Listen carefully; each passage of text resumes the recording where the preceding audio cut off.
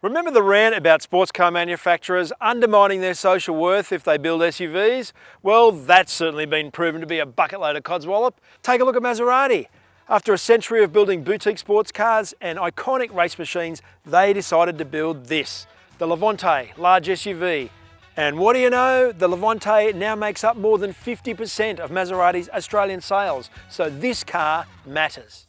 The Levante in question is a new price leader for the 2019 Levante lineup and the Maserati brand as a whole. Starting at 125 grand before on-road costs, you have to go right back to 1990 to find a Maserati with a cheaper entry ticket. Though compared to its direct rivals, the new base Levante is far from cheap. You could have a Mercedes-AMG GLE 43 for similar money, or a well-optioned 7-seat Audi Q7, or a Porsche Cayenne.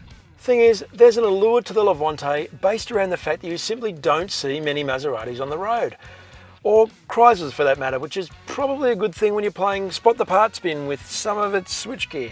The appeal of this Italian SUV lies in the natural materials used in its interior.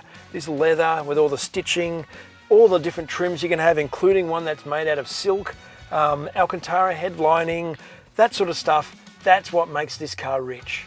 While you can pick on the Levante for some of its shared stuff like the Chrysler multimedia system, there's a lot of bespoke stuff in this car that does make it feel a little bit special. Like this new gear knob that's got stitching around here, leather and a Trident badge on the front of it, and everything's actually pretty well put together. There are multiple switchable modes in this car, but I really like the simplicity of them. They're just lined up in a row next to the driver.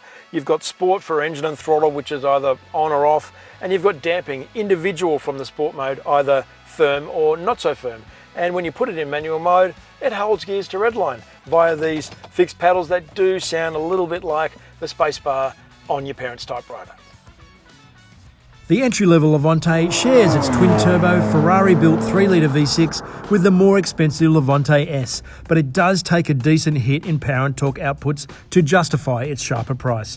With 257 kilowatts and 500 newton metres, the Levante is 15 to 20% down on the Levante S, yet there's still plenty of grunt on offer.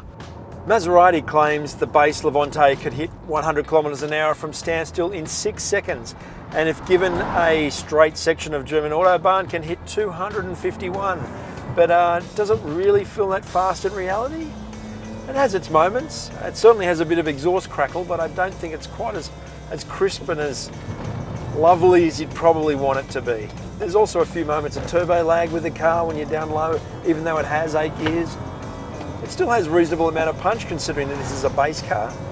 And when you're on roads like this, we're on 20s on a fairly coarse surface, it's actually not too bad. Even in sports suspension mode, I've certainly been in much more uncomfortable cars in my time than this, so it's using its weight to its advantage. And if you short shift like that, when a manual has a nice little crack from the exhaust that fits, I suppose, the look and the brand heritage.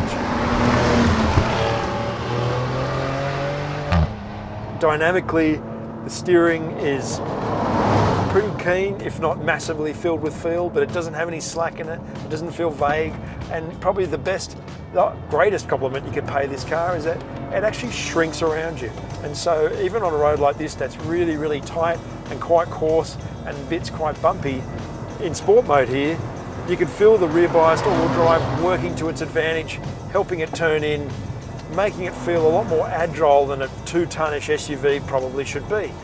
It definitely doesn't have the polish of some of the better SUVs that are on air suspension, but this car is trying to be a little bit more visceral. That said, I still wish that it had more gurgle from the engine, more of that proper Italian rort, rort, rasp and rust. You don't want to have the third one, but you definitely want to have the other two.